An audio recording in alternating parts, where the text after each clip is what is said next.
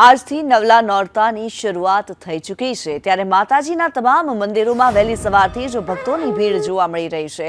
અમદાવાદના નવરંગપુરા વિસ્તારમાં આવેલ 200થી પણ વધુ વર્ષો જૂનો જગતજનની મા અંબાના મંદિરમાં ભક્તોની ભીડ જોવા મળી। નવરાત્રિના પ્રારંભે મા અંબાને સુંદર શણગાર કરવામાં આવ્યો છે અને મંદિરમાં રોજે રોજ માતાજીના ગરબાનું પણ આયોજન કરવામાં આવ્યું છે। આ મંદિર અંબાજી સ્થિત મંદિર સમાન જ બનાવવામાં આવ્યું છે। અહીંયા અપરંપાર કૃપા છે અને નવરાત્રિના પહેલા દિવસે માં જાણે સાક્ષાત અહીંયા પધાર્યા છે એવી અનુભૂતિ થાય છે।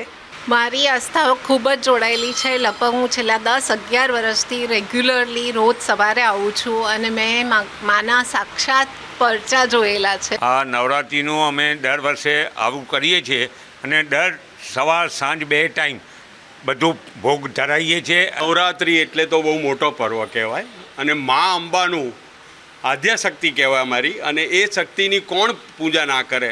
આજે અમારા સ્થાનિકો સવાર અને સાંજ બંને ટાઈમ આરતી, એમનો આનંદનો ગરબો, એમને ભોગ ધરાવો થાળ નવરાત્રિ નિમિત્તે અહીં આગળ ગરબા બી ગવાય છે અને માતાજીની સવાર સાંજ 2 ટાઈમ મોટી આરતી થાય છે। ઊભા રહેવાની બી જગ્યા હોતી નથી અને અહીં આગળ આ 400 વર્ષ જૂનું પૌરાણિક મંદિર છે અને અહીં આગળ સાક્ષાત 2018 ને 2021માં અહીં માતાજીના સાક્ષાત મારી સામે જ એ માતાજીના પગલાં પડેલા